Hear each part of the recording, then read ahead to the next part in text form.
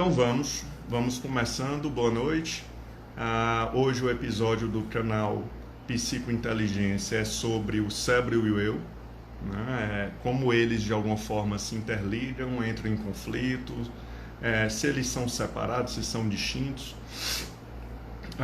Cada teoria vai explicar o eu e vai explicar o cérebro e a relação deles de uma maneira, né? Então eu vou tentar ser bem prático, porque existe uma dor, ou seja, muitos problemas hoje que eu recebo na clínica ou que eu vejo no dia a dia é esse entendimento dessa relação do eu com o cérebro seria essencial para que a pessoa mude a vida dela ou melhore a vida dela. Então o fato de negligenciarmos o estudo dessa parte básica, da base, não do intelectual, faz com que a gente fique tropeçando nesses pontos básicos da biologia.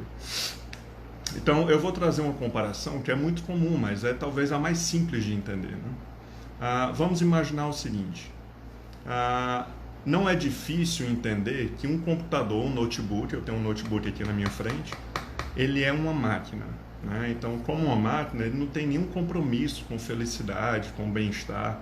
Ele é uma máquina que segue programações, que ele veio com programações e eu programei outras coisas. E a função dele é clara, é seguir as programações. Mas um computador, ele não serve se não houver um software, um programa. Então, vamos imaginar que o programa que estamos falando é o Windows. Será que o Windows e o computador, a máquina, são a mesma coisa? Pensem a respeito. O computador e o programa são a mesma coisa ou são coisas distintas? Mais uma vez, quando eu falo distinto, não quer dizer separados. Só quer dizer que são coisas diferentes convivendo junto. Então, o Windows ele depende do computador para existir. E o computador pode até funcionar sem o Windows, mas vai ficar uma tela preta sem programa. Então, é uma relação em que o computador pode afetar o funcionamento do Windows, como eu, através do Windows, posso afetar o funcionamento do computador. Então, de maneira geral, nós, réis humanos, que não trabalhamos com isso, não entendemos muito do funcionamento do computador e apanhamos muito dele por não compreender. Ou seja, nós não dedicamos tempo a aprender o básico do funcionamento de um computador que a gente tanto depende, que a gente tanto usa. E assim é o cérebro. Dedicamos pouquíssimo tempo a compreender o cérebro e principalmente a relação dele com o eu. Então, cada terapia vai trazer uma visão do eu diferente, e a filosofia também. Descartes fala de um jeito, Aristóteles fala de outro. Então, cada teórico cria seu conceito de eu. E eu vou puxar um pouquinho desse exemplo. Vamos comparar então o computador, que é algo palpável, você pode pegar num computador, ele é matéria. Ele seria o cérebro. E o Windows do computador seria a consciência, ou seja, isso aqui que vocês... essa relação que vocês têm com a vida é através da consciência. O fato de eu saber que eu estou nessa relação e eu tenho consciência que eu estou dentro dela, isso é o que a gente chama de autoconsciência, ou seja, eu ter consciência de que estou consciente numa relação com o ambiente. E essa autoconsciência vamos chamar de eu. É claro que a consciência ela surge de múltiplos processos do cérebro. Hoje, se você estudar a origem biológica da consciência, é talvez um dos temas mais estudados, né? Então são várias áreas do cérebro participando em uma grande orquestra, e essa grande orquestra gera vários resultados. Um deles, o que a gente chama de consciência, que é essa nossa experiência com a vida.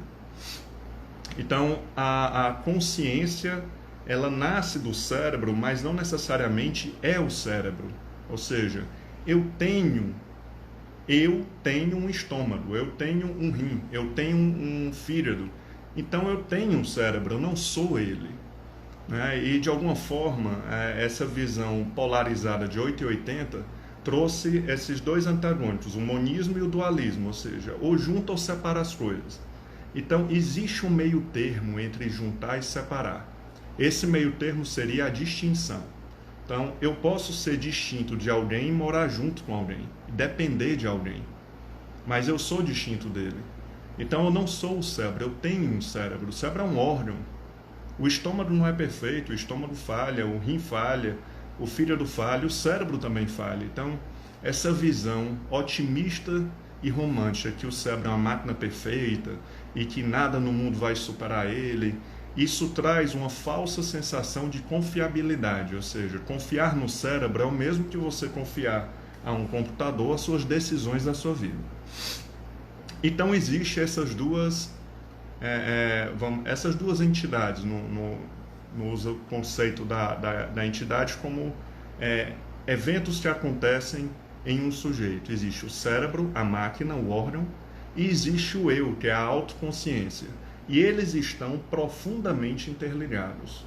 Ou seja, o cérebro, qualquer modificação dele altera a consciência, assim como a consciência pode alterar o cérebro até por vontade própria. Eu posso agora, conscientemente, eu decidir alterar meu cérebro, gerando nele um mal-estar, uma ansiedade. Não é tão complicado. O fato de não estudar essa relação é que faz com que eu ache que eu sou o cérebro e o cérebro sou eu. E aí você junta dois mundos como se fossem dois sócios que não necessariamente estão em harmonia. Então existe muito conflito entre o processamento cerebral e o desejo do eu. Então, tem pessoas que dizem assim, Ciro, eu sou fraco, porque eu começo uma coisa e desisto, eu me saboto, eu acho que eu não vou ter medo e chega lá, eu tenho uma crise de pânico. Então, as pessoas estão tão misturadas ao cérebro, tão confundidas com ele, que elas começam a não se compreender, nem compreender o outro. Ou seja, meu irmão prometeu que ia mudar, e não mudou. Na hora H, ele fez a mesma coisa. Então, assim, possivelmente o erro do irmão foi achar que a partir de uma decisão fiel do eu, o cérebro automaticamente ia mudar todos os seus padrões de processamento e ia processar a favor do projeto do eu. Então, não é porque eu decidi fazer uma dieta que os padrões do meu cérebro mudam da noite para o dia. Então, o cérebro vai continuar seguindo os padrões dele e o eu, se ele tiver mais autoconhecimento, que é a função da terapia, né, dessas lives de leitura, é que você conheça melhor a sua cabeça para poder gerenciar a sua vida, né, tomar a gestão da sua vida focada em planos, em projetos, em valores, e entender que o cérebro, durante todo o seu percurso, como uma máquina que segue processamentos sem nenhum compromisso com a realidade, com a felicidade, ou com o bem-estar, ou com o casamento, o que for, algumas pessoas já estão mais ligadas e entendem que o seu interno precisa ser vigiado e cuidado, e não obedecido, como se fosse um ditador, né? Então, quem segue 100% o que os processos internos mandam, acaba tendo uma vida muito complicada.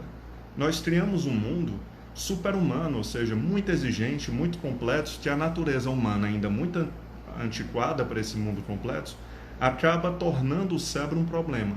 O cérebro não era um problema, ele se tornou um problema, os pedidos internos, vamos chamar assim, devido à complexidade da sociedade moderna, né? Então, o eu seria a autoconsciência, isso aqui, e o cérebro seria a máquina. Então, vamos imaginar que alguém está profundamente anestesiado ou em coma.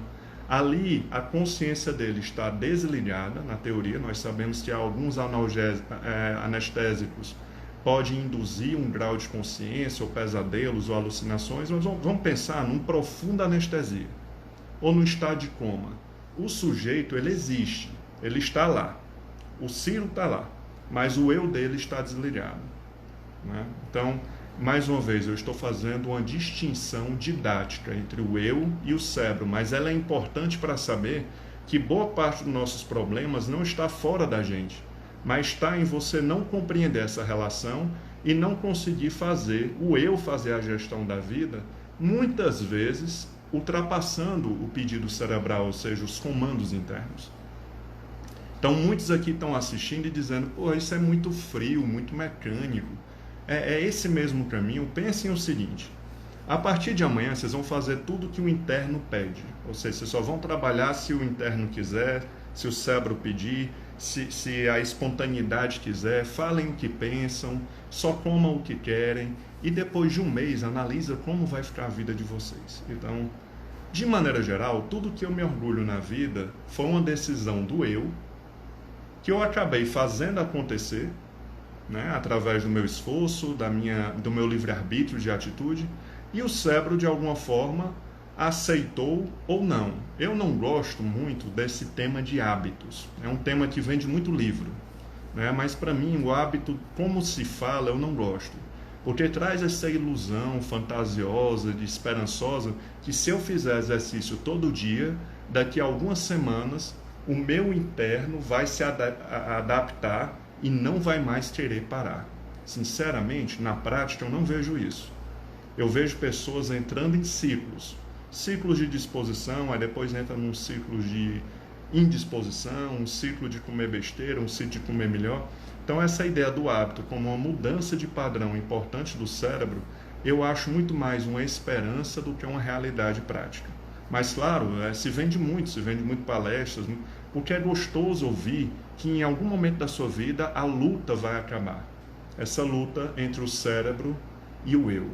Então, algumas teorias começaram a tratar o cérebro como coisa ruim, ou seja, é um anjinho, o eu, a consciência, e o diabinho que seria o cérebro, brigando para levar a sua vida, né? Então, é como se na minha decisão eu tivesse que atender um ou o outro. E não existe diabinho nesse caso. É só uma máquina, é só um órgão, nada mais do que isso.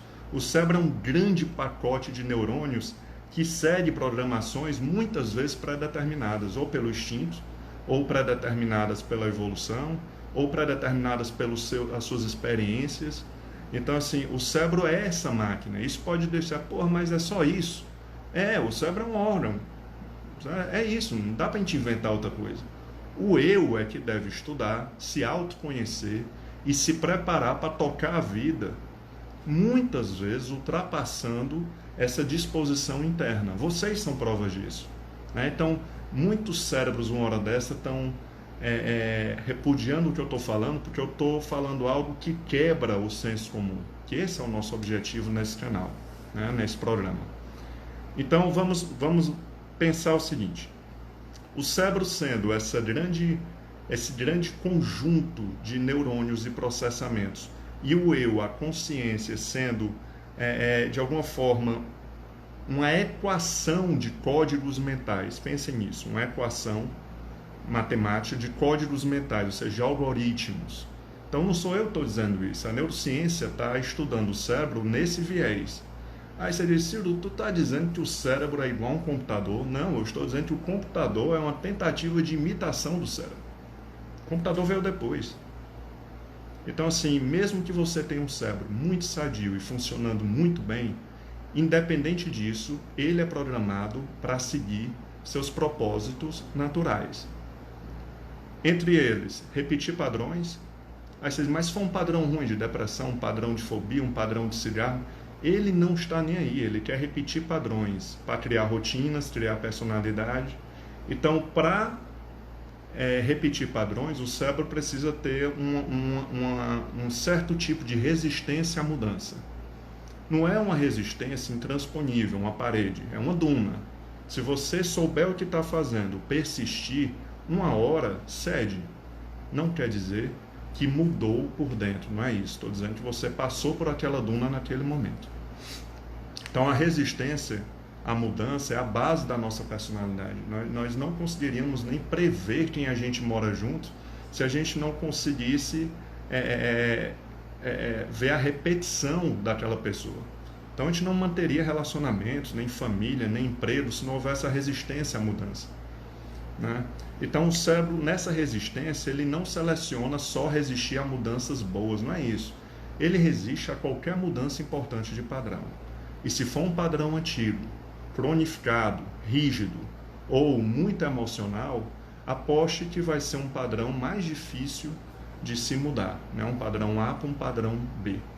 Então o eu seria o que chamam de razão. Então essa separação da razão e emoção, eu acho ela muito perigosa, porque o raciocínio, ele é completamente dependente do cérebro.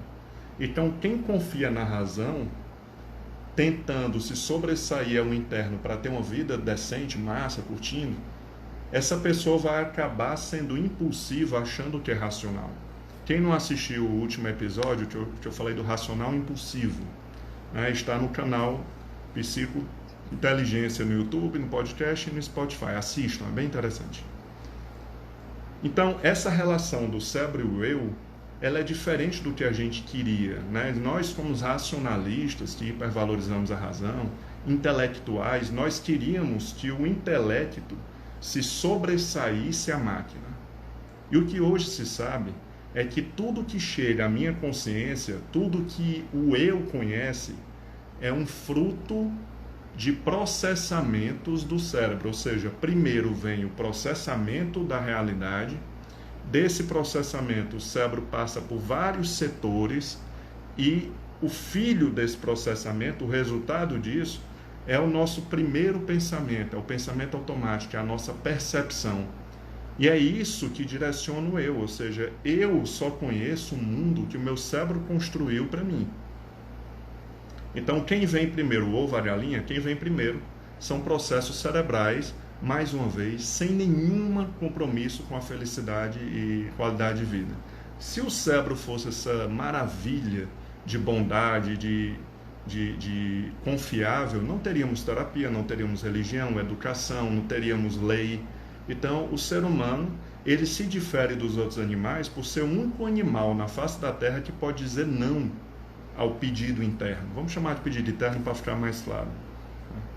Então, esses códigos mentais que o cérebro funciona a partir deles, são códigos que alguns nascemos com eles, são carregados pela cultura, que chamam de memes, né? Na neurociência, a carga cultural que a gente passa de geração para geração, são os instintos, são os instrumentos evolutivos, mas a maior parte desses códigos mentais, esses algoritmos, são gerados em experiências com a vida. Então, uma criança, ela nasce uma máquina de absorver aqueles milhões de estímulos, né? E ela vai categorizando. Então, olha o que é que o eu recebe como realidade. Um fruto de processamentos, entre eles, encaixar a realidade nas minhas memórias, ou seja, procurar padrões e caçar na minha memória coisas semelhantes. Isso é muito eficiente, muito rápido, é extremamente econômico, mas pode errar algumas vezes. É uma distorção, é uma falha por generalização, né? O cérebro tende a buscar encaixar a realidade naquilo que eu já acredito sobre mim, sobre tudo. Isso quer dizer que é bom? Se eu acho que eu sou um fracassado, o meu cérebro vai tentar encaixar todas as minhas experiências nisso. Então não há compromisso com o bem-estar. O compromisso é de manter os programas sendo respondidos, sendo atendidos. O terceiro, atender aos instintos humanos, que a gente sabe que os instintos, quem não assistiu, tem uma live no canal sobre instintos humanos, bem interessante, que normalmente não nos ajudam muito numa sociedade super-humana, nos atrapalham. Instrumentos evolutivos são princípios da evolução que nos mantêm como uma espécie evoluindo. E o último, o estado de humor, que está diretamente ligado a sistemas cerebrais, dopaminérgico, serotonérgico, gabaminérgico. Ou seja, antes do eu, da consciência, ter acesso a qualquer coisa, esse qualquer coisa é resultado desse um monte de processamento. Então, não adianta a gente tentar vencer o cérebro. O que a gente precisa é conhecê-lo. Conhecer, saber onde ele processa mal, ou seja, eu processo mal ir para uma atividade física, eu processo mal iniciar um estudo, eu processo mal uma dieta mais puxada, eu processo mal uma mudança de rotina. Você se conhece, você sabe onde sua cabeça processa mal e não vai colaborar. Então, autoconhecimento não é só entender a história de vida e o impacto disso na sua cabeça. O autoconhecimento também é saber quais situações você deve estar atento, o eu deve estar atento, para não esperar a boa vontade interna e fazer acontecer usando o livre-arbítrio. Porque o livre-arbítrio está na mão do eu. Mas vem depois do processamento cerebral. Vem, mas nós somos os únicos animais que podemos ultrapassar isso. E nós fazemos isso. Então, algumas pessoas podem estar desiludidas ou até levemente deprimidas em ouvir essa conversa toda, mas é melhor encarar a realidade, e vocês encaram. Né? Existe muita hipocrisia. Ciro, você usa a técnica tal, aí você vê a pessoa usa aquela técnica na vida dela e é muito bom. Então, assim, a gente questiona muita coisa sem saber que aquilo é que nos salva. Então, muitos que estão aqui estão tendo dificuldades na vida e culpando o trabalho, culpando o relacionamento, sem entender que o cérebro é uma máquina que precisa ser estudada por você, estudar seus padrões, estudar de onde eles vieram, estudar como eles alteram a sua reação à vida, como eles alteram a sua forma de ver a vida. Depois de ter todo esse conhecimento, você passa a ter uma chance de tocar a sua vida sem esperar muito desse apoio interno. Então, gerenciar reações e decisões é uma escolha. Ou eu faço algo de acordo com o meu sócio, lembrando que esses sócios nem sempre ou raramente querem o mesmo trajeto, o mesmo caminho. Mais uma vez, o cérebro não é ruim. O meu cérebro não é ruim. Ele só não ajuda muito no meu projeto de vida. Eu criei um projeto de vida que parece que ele não gosta muito porque não é um projeto econômico. E é um projeto de mudança, de evolução. Então, se é uma máquina programada para manter rotinas e padrões, e eu tenho como projeto de vida mudanças, eu não posso criar uma ilusão de que minha cabeça, meu interno, minha disposição, minha coragem vai me ajudar. A vida é essa luta. Aí você diz, pô, assim, mas a vida é uma luta? É uma luta. A vida perfeita são microlutas. É uma microluta para levantar, uma microluta para tomar um banho, uma microluta para estudar, para ajudar alguém, para ver alguém. Então, assim, é acabar com esse romantismo de achar que o cérebro é maravilhoso e que a culpa está fora de mim, e não está. Ser feliz não é uma propriedade cerebral. Estar satisfeito com a vida, que foi um tema de uma live que eu fiz com o André recente, ser feliz é estar satisfeito naquele momento com alguma situação da sua vida. Então, felicidade e satisfação é muito mais um treinamento do que algo inato que a gente nasce com isso. Então, treinamento de gratidão, treinamento de autoestima.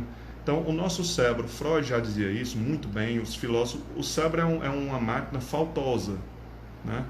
Então, assim, ele tende a não estar satisfeito, a sempre esperar que algo mais aconteça para ficar satisfeito.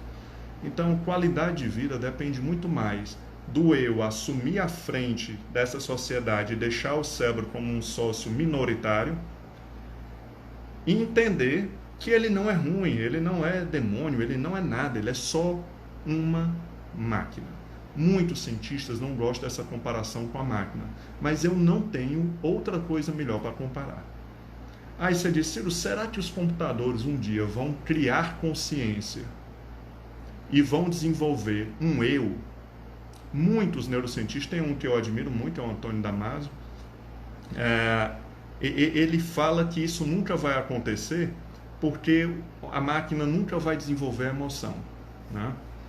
Eu tenho minhas dúvidas. Eu estou mais do lado de alguns neurocientistas que dizem que as máquinas, a inteligência artificial está caminhando para que esses processamentos da realidade tenham tanta autonomia que daqui a pouco a máquina entenda que ela existe. Eu não duvido disso, mas muitos duvidam disso, né? Então, não adianta a gente ficar numa grande esperança de uma mudança interna milagrosa, ou que a medicação vai fazer milagre em fazer o seu cérebro passar a pedir padrões bons.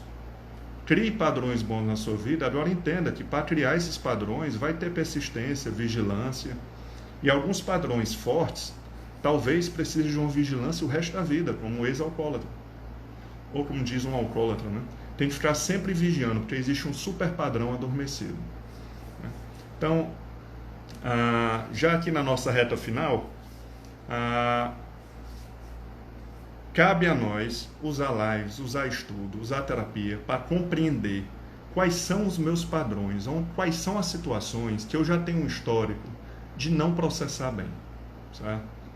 Quais são as situações que eu não devo mais esperar que mude espontaneamente. Como fazer essa mudança, que técnica usar. E aí vocês vão acompanhando novas lives, vão acompanhando, ou façam terapia, porque ficou algo mais individualizado, menos fórmula, né? Mas o mais importante, todo mundo que vocês admiram estão lutando e essa luta aparentemente é ultrapassando essa disposição interna, né? E o cérebro ele tem acesso a tudo, ele tem acesso a modificar a sua lógica, a criar justificativas, a manipular reações fisiológicas, emoções, a criar vontades na hora. É interessante essa parte de vontade, porque assim, é melhor vocês pensarem o seguinte, tem duas vontades, a vontade legítima sua e a vontade do momento, que é aquela vontade automática, que surge no momento, você não escolhe. Então, minha vontade legítima, vamos imaginar que seja fazer exercício diário. Mas todo dia, na hora de fazer exercício, o meu automático, ou seja, o meu primeiro impacto dos meus padrões de processamento cerebral é de não ir, não tenho vontade de fazer exercício e ainda surgem ótimas justificativas para patrocinar tudo isso. E aí, se eu fizer o exercício, eu estou fazendo minha vontade? Muitos podem dizer, não. Então isso mostra que você ainda está misturado demais com o cérebro. Então vive melhor não é quem tem um cérebro melhor. Vive melhor quem o compreende e já não espera muito dele. Por isso a gente brinca que o ignorante vive bem, é aquele que não confia tanto na cabeça, acha que a cabeça é meio burra e tal, esse vive bem. Agora quem tem uma confiança cética e rígida do que pensa, acaba caindo nessas armadilhas cerebrais de manter padrões. Então assuma o controle da sua vida, isso parece papo de coach, mas assuma o controle da sua vida, use o livre-arbítrio para fazer as coisas acontecerem e lembre, se eu fizer exercício físico, eu estou fazendo a minha vontade legítima. Eu não estou fazendo a vontade de um sistema de padrões. Eu não estou fazendo a vontade do cérebro, mas eu estou fazendo a minha vontade legítima. Então muitos aqui estão vivendo uma vida que sempre tiveram vontade de viver. Mas podem questionar, mas eu não faço o que eu tenho vontade. Faz. Você simplesmente tem que entender que para ter a vida que você realmente quer, você não pode fazer muito o que seu interno quer. Essa é a regra, isso é filosofia. Então pensem, tudo que eu estou falando pode ter um choque, porque vai contra essa falta de estudo que a gente tem sobre essa relação do cérebro e do eu. É muito complexa, muito complexa. Quanto mais se estuda, mais se vê que a gente está ainda no iniciozinho de uma caminhada para entender a consciência. E essa é a minha resposta. Eu sou a autoconsciência. Sem ela não existe o eu, existe o Ciro. E eu queria agradecer a todos. Tem um livro que eu quero indicar, um livro antigo, mas muito bom, que é A Biologia da Consciência, do Gerald Edelman, que ele vem trazer essa relação do que é psicológico e do que é biológico. Lembrando, o psicológico influencia o biológico, como o biológico influencia o psicológico, e no final são sistemas distintos, mas que interagem muito bem. E essa interação precisa ser conhecida, ela é a base da sua vida. Para de culpar o externo e se volta a entender sua cabeça. Normalmente ela que ferra a gente e que nos sabota.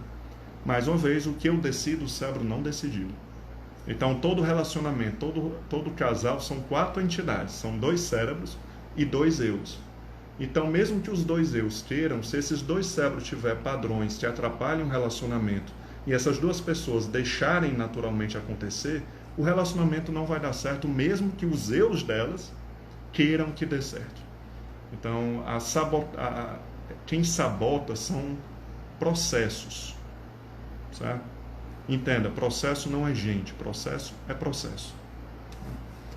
Queria agradecer a todos. Em breve vamos fazer um outro episódio, eu vou escolher o tema. Também um tema mais polêmico como esse. Mais uma vez, é só uma teoria, é só uma forma de eu expressar o que eu acho sobre o eu. Cada um aqui pensa o eu de uma forma, se é self, se é ego, isso não importa. O que importa é que vocês estudem essa relação com o cérebro e entendam que aí está a chave da maior parte dos nossos problemas e por que a gente não evolui. Obrigados a todos. Essa live vai ficar gravada por poucos minutos no meu Instagram, até que eu consiga baixar para o canal Psicointeligência no YouTube, no podcast e no Spotify. Um abraço aos professores no seu dia e boa noite a todos. Obrigado. Até mais. Até a próxima.